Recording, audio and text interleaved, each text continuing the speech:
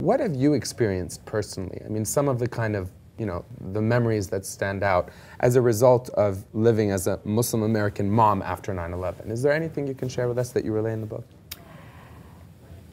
Well, a defining moment? A defining moment. Many small ones. And, I admire my children because we don't sort of like to wallow in self-pity. We understand that there are a lot of people are teased. You could be teased because you're overweight or you've got red hair. You're black, you have a stutter. It's not, Right.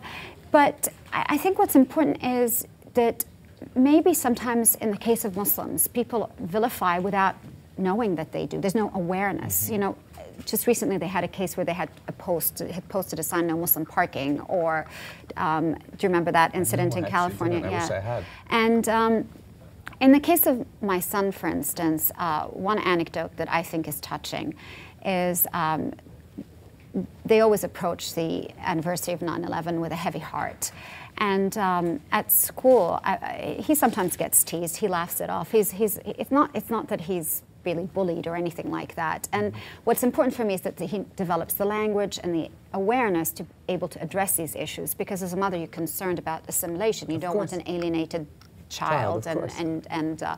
So he came home and he said to me, tomorrow's 9/11, and I told my friends they have a free pass at the lunch table. And I said, what does that mean? What do you mean? He said, well, they get to say anything they want, anything bad about Islam, and I won't answer back.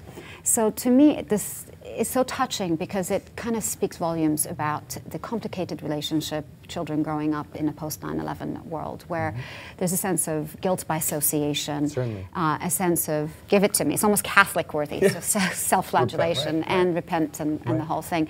And yet, of course, Islam isn't about the violence. Islam is not, and we were talking about this question. I think it's such a futile question to say, is a religion peaceful or violent? It is only as peaceful or as violent as the hands it finds itself in. And within every religion, there's a capacity for violence and a capacity for peace. And it's incumbent upon us as American Muslims to move forward in that nonviolent, open, embracive, pluralistic way.